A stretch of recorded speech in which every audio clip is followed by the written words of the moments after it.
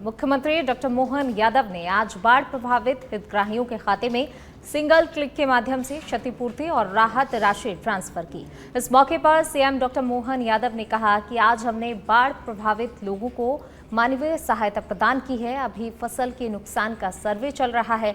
सर्वे पूरा होने पर फसल के नुकसान की राशि भी दी जाएगी। सीएम मोहन यादव बोले कि हमारी सरकार ने प्रत्येक जिले में आपदा प्रबंधन हेतु 23 लाख रुपए से अधिक की अग्रिम धनराशि दी है। हमने न केवल हमारी एनडीआरएफ, एसडीआरएफ, सेना बल्कि क्यूआरटी टीम को भी एक्टिव किया हुआ था ताकि वो सभी प्रकार से बचाव के संसाधन में 24 घंटे एक्टिव होकर के अपना काम करे।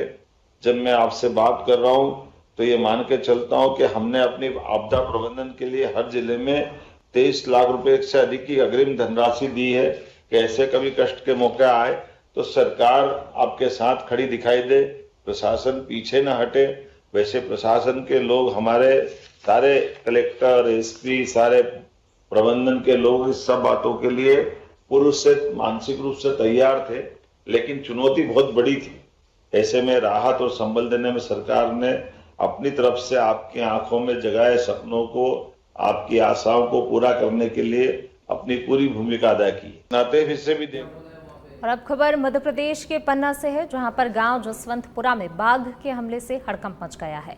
बकरी चराने गए एक युवक पर बाघ ने हमला कर दिया, जिससे वह गंभीर रूप से घायल हो गया। किसी तरह जान बचाने के चक्कर में चरवाहा बाघ से भिड़ गया, तो वहीं घटना में चरवाहे के कंधे, हाथ और पैर में गंभीर चोटें आई हैं, जिसका उपचार डॉक्टरों की देखरेख में किया जा रहा है। तो वहीं इस घटना के बाद से पूरे ही गांव में दहशत का माहौल है।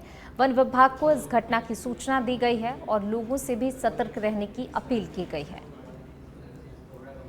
तो देखिए, पन्ना जिले के गांव की ये घटना, जहां पर जो है एक व्यक्ति पर बाघ ने हमला कर दिया। हालांकि वन विभाग को इसकी सूचना भी दी गई है और वन विभाग की टीम ने इस पूरे मामले को संज्ञान में लिया, लेकिन व्यक्ति को गंभीर चोटें आई हैं। हॉस्पिटल में भर्ती उसे कराया गया है, जहां पर उसका इलाज किया जा रहा है। लेकिन वहीं दूसरी ओर गाँव में भी अभी भी दहशत का माहौल है और लोग जो हैं काफ़ी ज़्यादा डरे हुए हैं। जसवंतपुरा ये गांव है, जहां पर बाघ ने एक युवक पर हमला कर दिया। बकरी चराने के लिए युवक गया हुआ था और इसी दौरान जो है बाघ ने इस व्यक्ति पर हमला कर दिया। इसको कंधे, हाथ और पैर में गंभीर चोट आई है। हॉस्पिटल में उपचाररत है।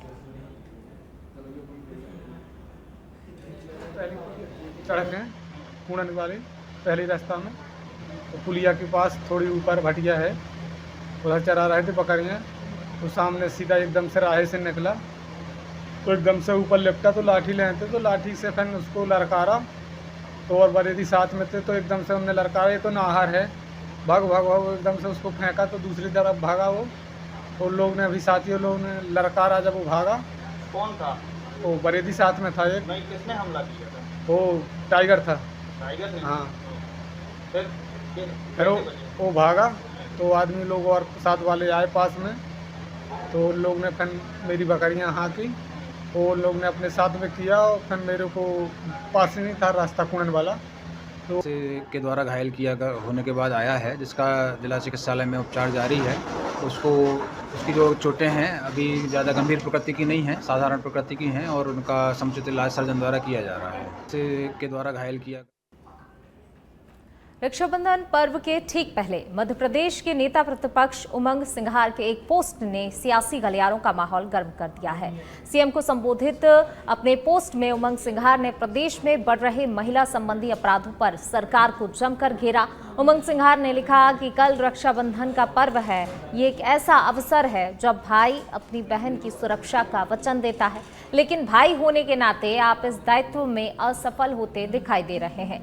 आपके मुख्यमंत्री और गृह मंत्री रहते हुए बहनों के साथ हत्या, बलात्कार, सामूहिक बलात्कार और लापता होने की घटनाएं लगातार प्रदेश में बढ़ रही हैं। उन्होंने आगे कहा कि प्रदेश में बलात्कार के मामलों में 33% की वृद्धि हुई है, जबकि प्रतिदिन लगभग 20 महिलाओं के साथ बलात्कार हो रहा है।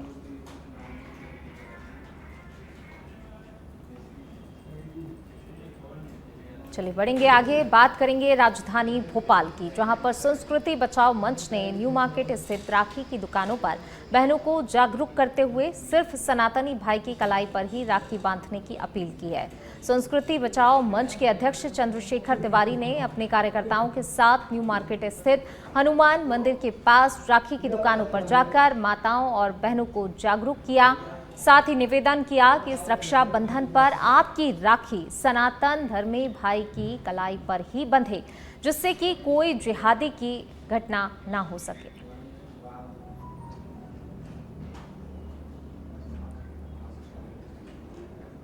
तो देखिए, संस्कृति बचाओ मंच की तरफ से ये अपील की गई है।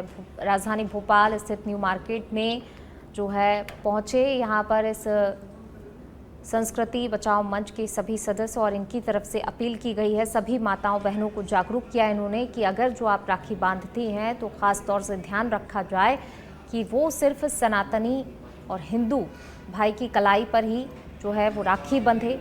किसी विशेष समुदाय के लोगों को जिस तरीके से अक्सर हम देखते हैं कि राखी बांधी जाती है, लेकिन अपील इनकी तरफ से की गई है कि इस बात का ख़ास तौर से इस रक्षाबंधन पर ध्यान रखा जाए कि आप जो राखी बांधे वो सिर्फ सनातनी हिंदू भाई हो उसकी कलाई पर राखी बांधे। इसको लेकर जागरूक किया। हाथों में देखिए पोस्टर आपको नज़र आ रहे होंगे कि किस तरीके से जो है यहाँ पर माताओं बहनों को महिलाओं को जागरूक किया जा रहा है, अपील उनसे की गई है।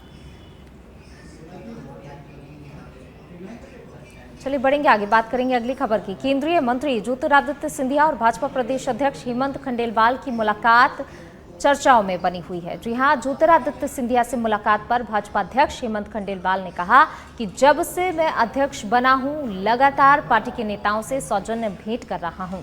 कुछ नेता मेरे आवास पर भी भेंट करने आ रहे हैं। उसी क्रम में केंद्रीय मंत्री ज्योतिरादित्य सिंधिया भी मुझसे मिलने के लिए यहां पर पहुंचे थे। वहीं निगम मंडल की नियुक्तियों पर उन्होंने कहा कि लगातार भाजपा के वरिष्ठ नेता विचार मंथन कर रहे हैं। जल्द ही निगम मंडल में नियुक्तियां होंगी। इसके साथ ही राहुल गांधी के वोट चोरी के बयान पर भी उन्होंने कहा कि एक पार्टी के इतने बड़े नेता को इस तरह के निराशाजनक बयान नहीं देने चाहिए।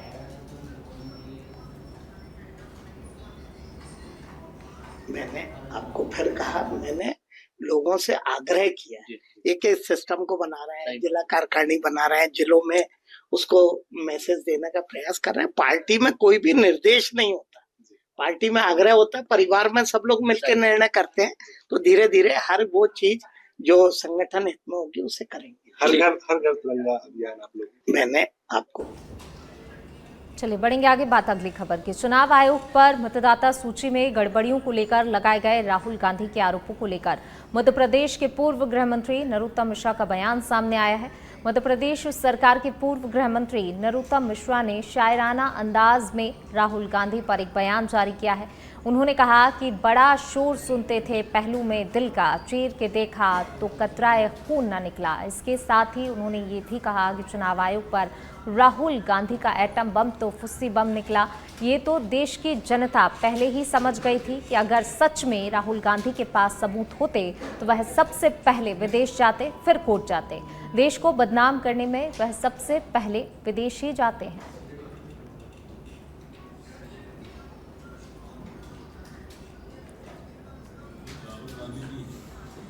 एक कहावत है शायरी टाइप की कि बड़ा शोर सुनते थे पहलू में दिल का, जो चीरा तो कतराए खून का न निकला। चुनाव आयोग पर आपका एटम बम तो फुस बम निकल गया। और वैसे पूरा देश जानता था इस बात को कि अगर आपके पास सबूत होते तो आप देश को बदनाम करने के लिए पहले विदेश जाते, फिर लौट के आप न्यायालय में जाते। लेकिन ना तो आप विदेश गए, न्यायालय गए, जिस बात का पूरे देश ने समझ लिया है कि आपके पास में कोई प्रमाण नहीं है। आदरणीय, अगर आपके पास में सच में कोई सबूत है तो चुनाव आयोग ने आपसे एफिडेविट मांगा है, हलफनामा मांगा है। देर मत करो, क्योंकि पूरा देश जानता है कि देश की लोकतांत्रिक संस्थाओं को, संवैधानिक संस्थाओं को बदनाम करने की मास्टरी है कांग्रेस की। चाहे वो न्यायालय हो, चाहे वो सेना हो, चाहे वो चुनाव आयोग हो, इन सबको बदनाम करने का ऐसा लगता है कि जैसे टेंडर ही कांग्रेस के नाम से खुल गया है। और इसलिए आप तत्काल सबूत दो, नहीं तो आपको राष्ट्रीय झूठा घोषित कर दिया जाए। राहुल गांधी जी।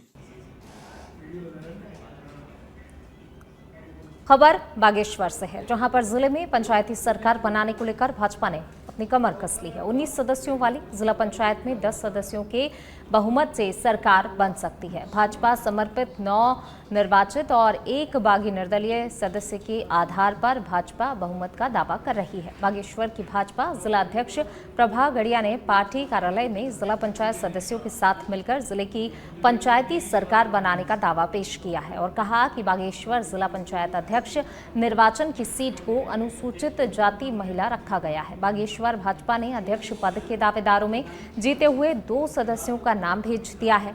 अब भाजपा का प्रदेश नेतृत्व तय करेगा कि बागेश्वर जिला पंचायत अध्यक्ष का प्रत्याशी कौन होगा।